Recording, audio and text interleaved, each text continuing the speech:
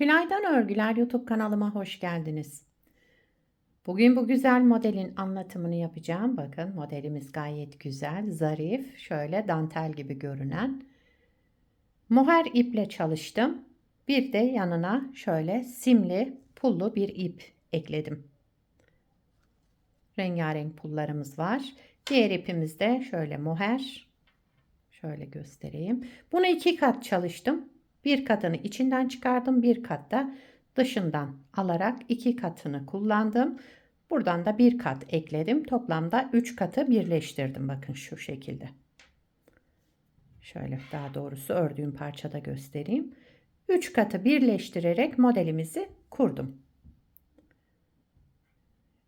Şişlerim 4,5 numara.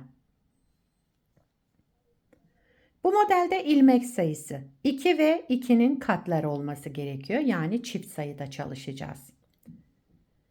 İlmekleri çıkartırken 2 şiş üzerine çıkartacağım. Şöyle. Çünkü alt kısmı lastik kullanmadığım için şöyle çekme yapmasın. Bunu da 2 şiş üzerine çıkarttım ve başladım. Arka yüzü de şöyle göstereyim. Bakın modelimizin her iki tarafı da kullanılabilir. Rengarenk pullar da gayet güzel görünüyor şöyle. Kamerada daha kendini göstermiyor. Aslında daha güzel, daha parlak. Evet. Hep birlikte başlayalım. Evet. Şöyle bakın. İpim 3 kat.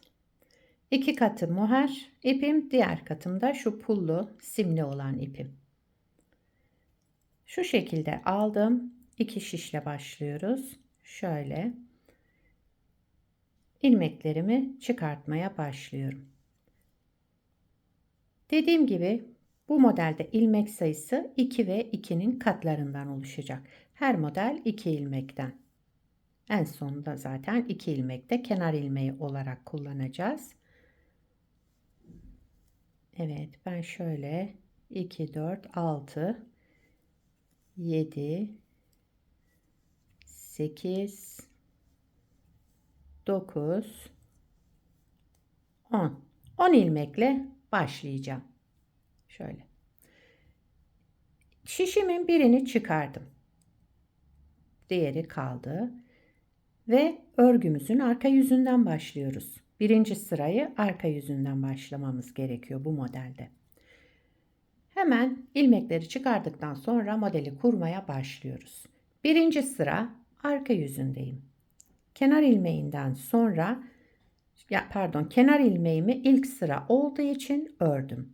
Daha sonra bir artırma yaptım. Bir ilmek ters ördüm. Sıradaki ilmeğimi ters olarak ördüm. Bir artırma, sıradaki ilmeğimizi ters örelim. Yani bütün ilmeklerimizi ters örüyoruz ama aralarda birer tane artırma yapacağız. Şöyle.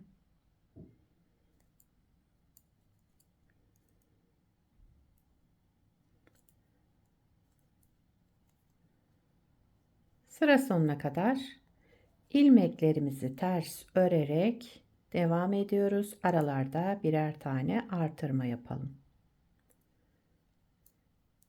Ön yüzüne geçince bu artırmaları bırakacağız. İlmeğimizin boyunu uzatacağız. Evet, son ilmeğimi de yine ters olarak ördüm. Daha sonra bir artırma yaptım. Kenar ilmeğimi de düz ördüm. Kenar ilmeklerini çok sıkı almayın. Biraz şöyle geniş olarak alırsanız daha rahat olur. İkinci sıra ön yüzündeyim.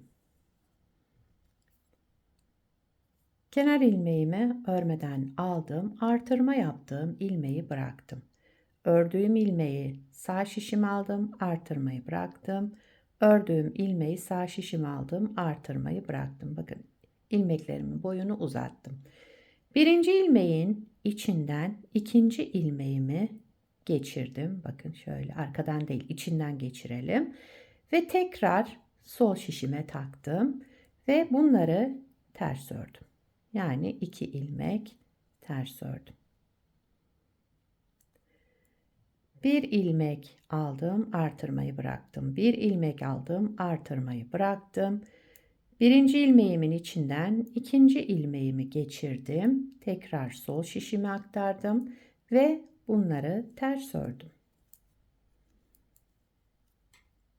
Şöyle kalpler oluşacak. 1, 2. 2 ilmeği aldım. Artırmayı bıraktım. Burada ipimizi tellendirmişiz. Hemen onun içinden geçiriyorum. Evet.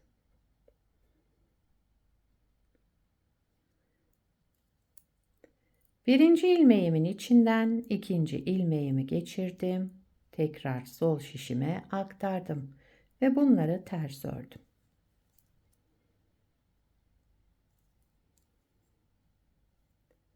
Artırmayı bıraktım, ilmeğimi aldım.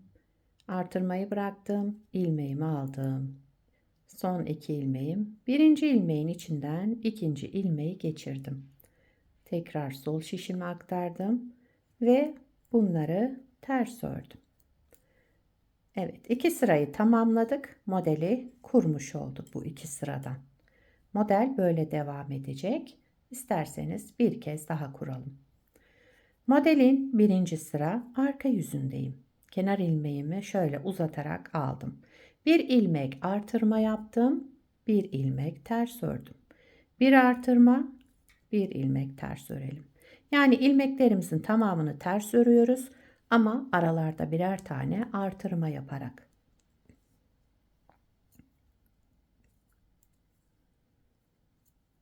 Evet.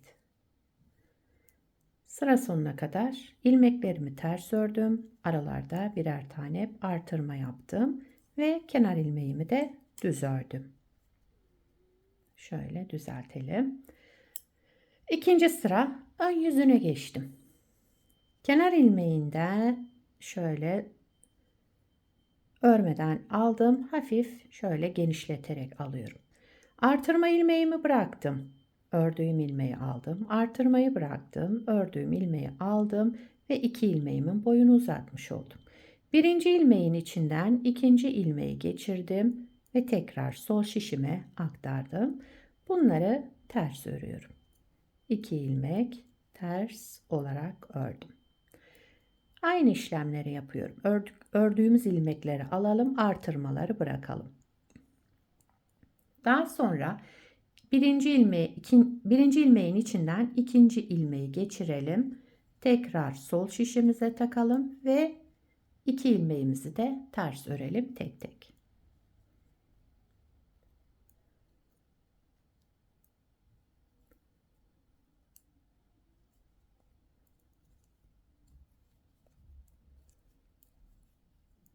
Son 2 ilmekte de aynı işlemleri yaptım. İlmeklerimi aldım, artırmaları bıraktım ve birincinin içinden ikinci ilmeği geçirdim.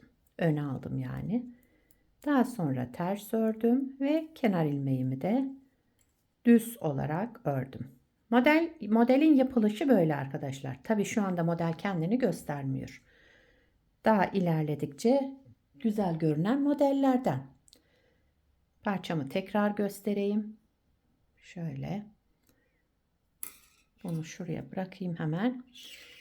Evet, bakın gördüğünüz gibi kalpli kalpli oluşan bir model. Her türlü örgülerinizde kullanabilirsiniz. Yapacağınız örgüye göre iplerinizi tercih edersiniz. Bu tür ipler de kullanırsanız özellikle etol şal yapımında gayet güzel duracaktır. Gece için özellikle. Şu anda çok kamerada belli olmuyor ama çok güzel şöyle simler ve pullar parlıyor. Arka yüzünde tekrar göstereyim. Her iki tarafında kullanılabileceği güzel modellerden. Çocuk örgülerinde de kullanabilirsiniz bu modeli. Altını bakın 2 şişle başladığımız için şöyle güzel duruyor. Çekmiyor alt kısmı.